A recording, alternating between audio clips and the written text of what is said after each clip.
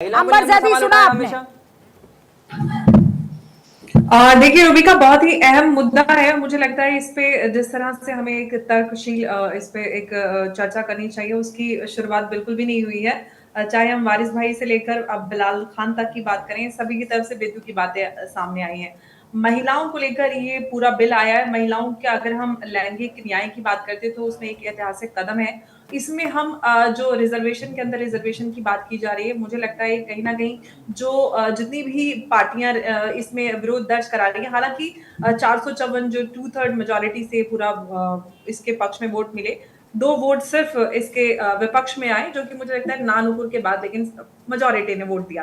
लेकिन सवाल ये उठता है कि जिस कैटेगरी में 3 कैटेगरी में सांसद चुनकर जाते हैं, जहां पर ओबीसी के लिए या मुसलमानों के लिए रिजर्वेशन है ही नहीं, वहां पर किस तरह से रिजर्वेशन की बात कर रहे हैं? ये कहीं ना कहीं जो इन सब की अपनी वोट बैंक है उसको केटर करने के लिए बात करें। और मैं खास तौर से यहाँ पर वारिस भाई बैठे हुए हैं, उनसे एक बात करना चाहती हूँ कि आपकी पार्टी की तरफ से मुस्लिम महिलाओं को लेकर बात की जा रही है, मुस्लिम महिलाओं को लेकर जब भी कोई कानून बनता है, जब भी कोई समाज सुधार की पहल होती है, चाहे यूनिफॉर्म सिविल कोड की बात करें, शादी की समान उम्र की बात की जाए, आप लोगों की तरफ से हमेशा ये कहा जाता है कि नहीं, ये तो हमारे दीन में मुदाखलत है। दूसरी तरफ आप धर्मनिरपेक्षता की बात करते हैं, आप रिजर्वेशन की बात करते हैं, आप ये सारी कॉन्ट्रडिक्टरी चीजें किस तरह से आप कर लेते हैं? आज तक तो आपने कभी भी मुस्लिम महिलाओं के पक्ष में कभी कोई भी काम नहीं किया।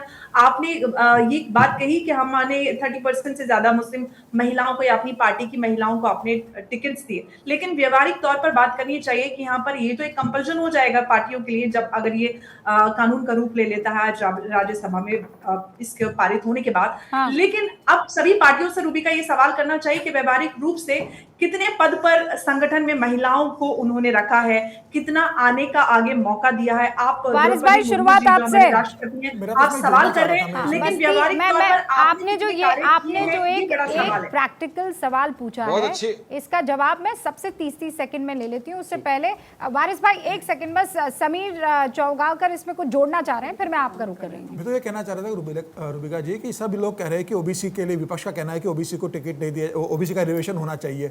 ओबीसी को टिकट देने के लिए कौन रोक रहा है? आप दीजिए ना, 33% आप अपने विधानसभा चुनाव में दीजिए, आप लोकसभा चुनाव में ओबीसी को टिकट दीजिए। किसने आपको रोका है? आप ये क्यों बोल रहे हैं कि संवैधानिक प्रावधान होगा तो ही हम देंगे? आप बोलिए ठीक है, सरकार संवैधानिक प्रावधान नहीं कर रही है, हम ओबीसी को टिकट देंगे, हम चाहते हैं ओबीसी आगे बढ़े, और हमारी पार्टी 33% उम्मीदवारों को टिकट दे दी। किसी ने रोका है क्या? वारिस भाई 30 सेकंड्स, मैं सबके पास आ रही हूँ, 30 सेकंड्स। हाँ, अच्छा, देखिए रूबिका जी, यहाँ पर आप बैठी हैं, आप एक एंकर है इतनी मशहूर, आप भी मुस्लिम हैं, अंबरज़ैदी बैठी है, वो भी एक प्रवक्ता है, वो भी एक मुस्लिम है। रूबिका जी, आपका अंबरज़ैदी का दोनों का भी एक अरमान होगा ना कि अगर हम भी विधानसभा में जाएं, एमपी बने, एमएलए बने, जाके बात रखे, लोगों की हक इंसाफ की लड़ाई लड़े, तो आपका भी तो अरमान है, तो आपको भी तो रिजर्वेशन मिलेगा तो फायदा होता ना। मगर नहीं, मोदी जी सिर्फ सुवर्णों को रिजर्वेशन देने में मानते, ओबीसी को और हमारी मुस्लिम बहनों को रिजर्वेशन देने की बात ही नहीं करते। ऑब्जेक्शन यहाँ है।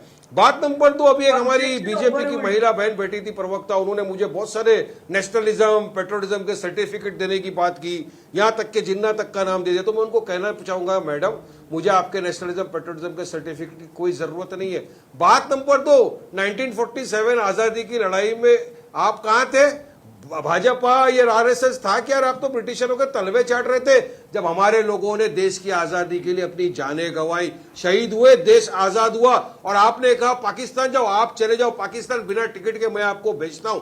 वारिस पठान वो शख्स है, मेरे बाप दादा ने जिन्ना की 2 नेशन थ्योरी को ठुकराया। भाई आपकी जानकारी के लिए बता दूं, आरएसएस 1925 में बना है, हमारे महान देश भारत में बना है, और आपके आजादी की लड़ाई में लड़ा है आरएसएस संगठन के दम पे। क्यों कर रहे हैं हिंदू मुसलमान आप यहाँ पर बैठकर? समझ गए बात? अब समझ में आई बात? नहीं, किसी के कुछ समझ में नहीं आया। अब मेरा अब क्योंकि आपने अंबरज़ैदी का जिक्र किया और मेरा जिक्र किया, अब मैं आपको बस मैं आपको अंबरज़ैदी, आप जवाब दे उससे पहले। मुसलमानों की इत्तेहाद की बात करते हैं भारत में रहकर, और आप कहते हैं कि आपको जिन्ना से ना कंपेयर किया जाए। जो जिन्ना बात करता था वही उसी लाइन पे आप चलते हैं और आपसे सवाल ना किया जाए। वाह वाह वाह। और कुर्बानी देने वाले आपकी पार्टी में बहुत सारे जिन्ना बैठे, जाने दीजिए। आपकी पार्टी में तो इतने सारे भरे हुए हैं, वो 24 के चुनाव में पता चल जाएगा। हिंदुस्तान पाकिस्तानों को तलाश करो, अंदर ही ढूंढ लो, काफी है।